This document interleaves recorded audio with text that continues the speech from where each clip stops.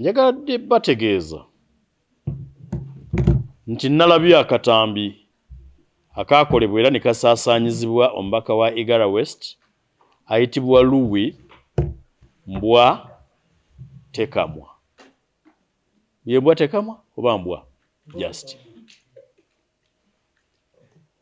nga keetooloolera ku butamanya obukuusa kabampaane n'obwakataala ku linnya lyange ng'agamba nti nze n'ababaka ab'olubatu era n'abakozi ba paalamenti ab'akakiiko nti twakukusa ne tukola ripooti ku nsonga y'omwala gw'e Nakivubo nti era ne tugitwala mu paalamenti mbu mu paalamenti omuli ababaka abatasoma neeyisibwa nga tugikukusizza.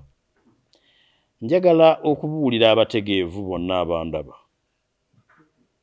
Ripooti ya paalamenti eteekwa okubeera n'emikono 21. Tewaliwo ngeri muntu gy'oyinza gikukusa ng'ate basooka na kugiwanika ku mutimbagano gwa paalamenti.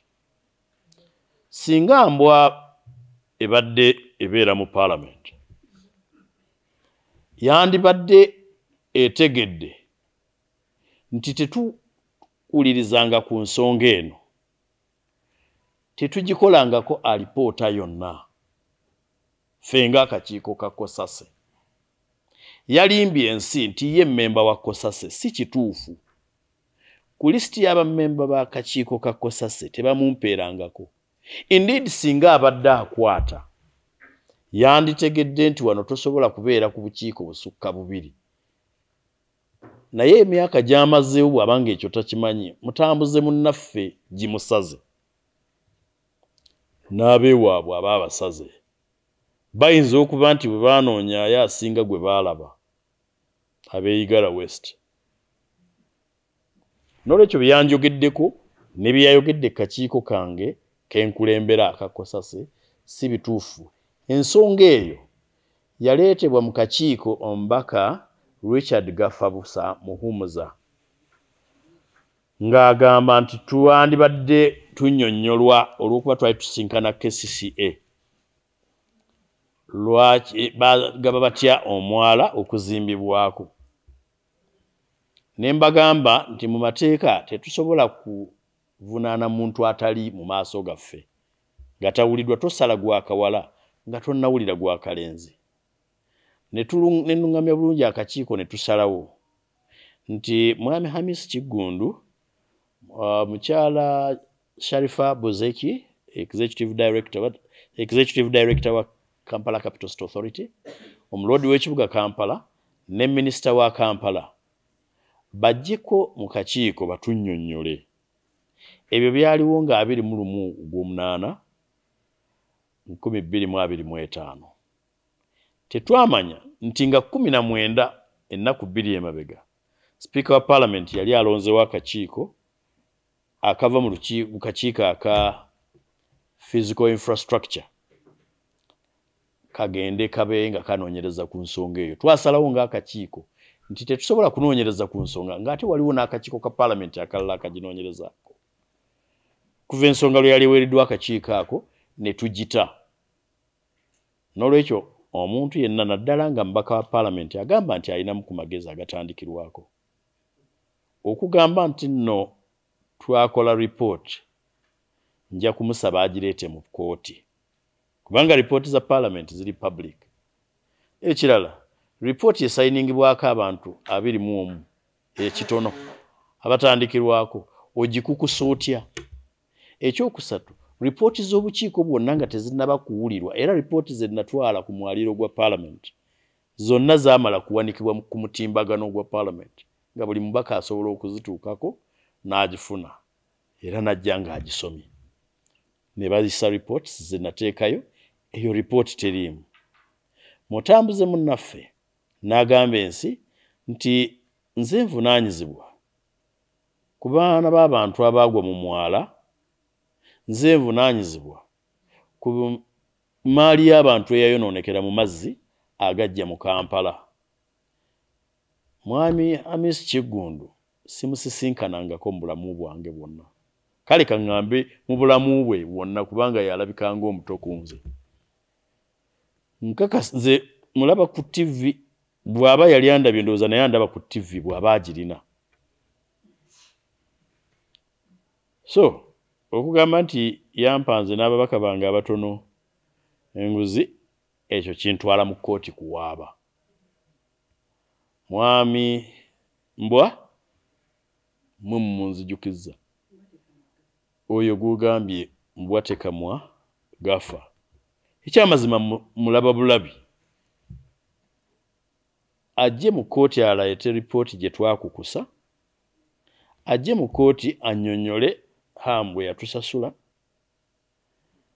ajje mu kkooti annyonnyole ekimwonoonesa erinnya ly'omuntu nga nze. Ndikuumidde emyaka,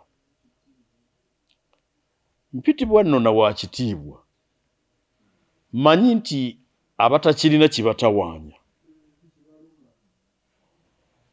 mmanyi nti abantu balumwa, buli omu alina ky'asinga ku munne. Baŋŋamba nti mwami mbwa ansinga obuwanvu.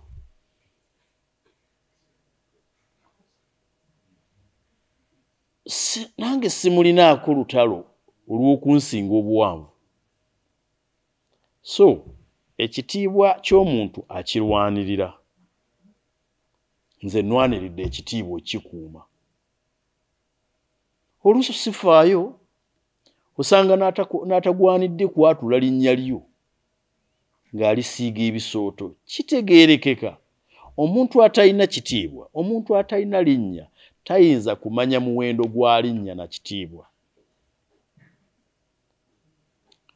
Ekitiibwa tukikuuma ku muwendo munene ogulimu okweresa n'okwefiiriza. Abangi bye bafunye bye tutafunye ne tugamba ebyo si byaffe. Oluvannyuma lw'okukola omulimu gw'okuwoza amateeka okumala emyaka 23, okusomesa amateeka okumala emyaka 10, okukola amateeka mu Paalamenti okumala emyaka 14 n'emyezi,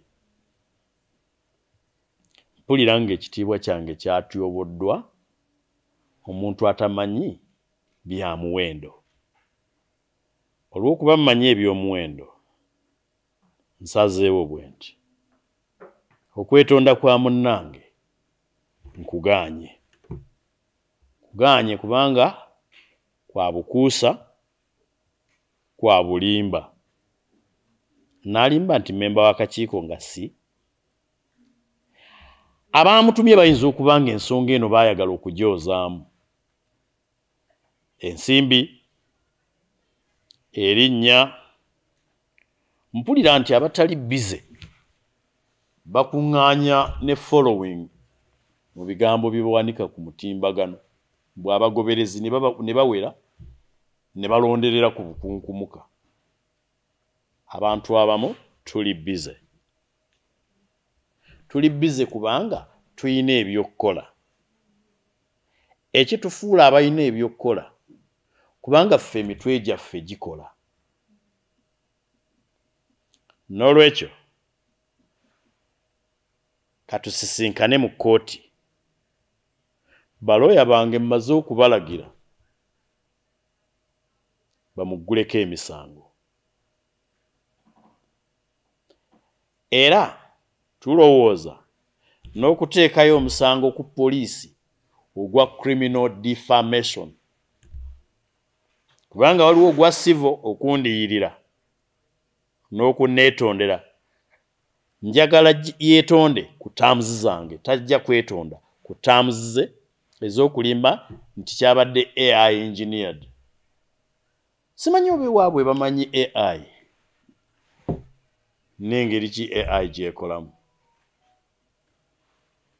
Abooluganda, Mukama abakuume. Mwagala okumanya lisiti y'abamemba ab'akakiiko ka commissions, statutory authorities and state enterprises. Eriko abantu 46 nga nze nsooka. Mwami mbwa teriiko. Teriko. Okay, ekyo kyogambye taliiko. Honorable mbwa tekuliiko listi ya mbwa, tekuliiko linnya lya mbwa ku listi eno. Ekyo kimu. Kaakati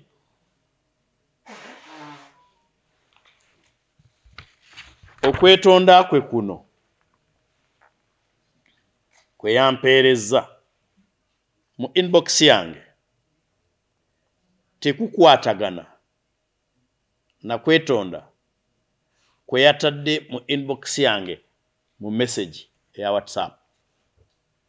Ebbaluwa neyo byawukana ate era byawukanira ddala radically different ku video gye yakoze.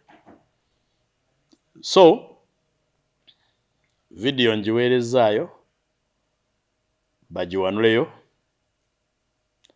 video njiweerezaayo bagize mu Lungereza abakugu, n'abanjogeddeko bonna nga bakola reference ku ye ku kyembwa nakyo byonna nabiwanuddeyo era amangu ddala nga bimaze okuteekebwa ku lupapula kye tuyita transcription n'okuvuunulwa kye tuyita translation.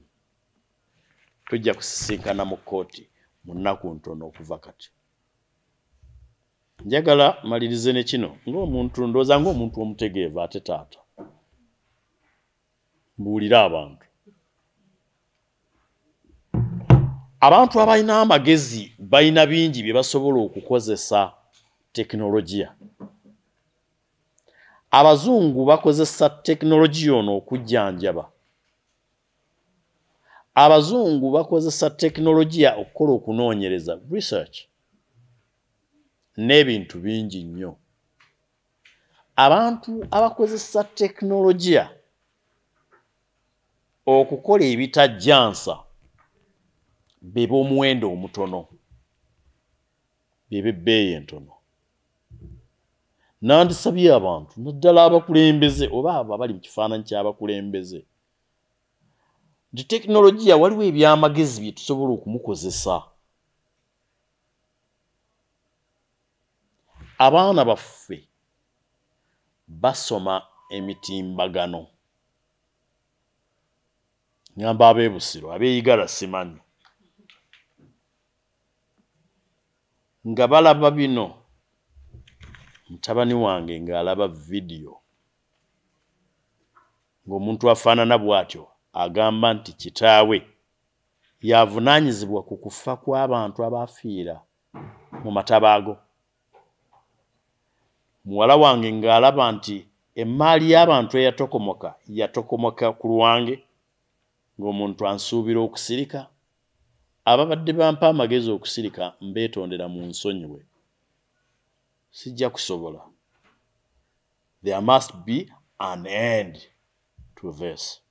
So, mbakubiriza mukozese bulungi tekinologiya kyamagezi kya buvunaanyizibwa. Naye ne bw'oba oyagala kunnumba, nnumba ng'oli factually correct, ng'oli mutuufu. Bwe mba nkufaananira bubi, kyogere kikkirizibwa. Kubanga ne bamuziba abaagenda okulaba enjovu buli omu yavaayo ne vaazoni ye. Weebuuza bamuzibe baali bagenze kulaba njovu nga bagenze gira bisaaki.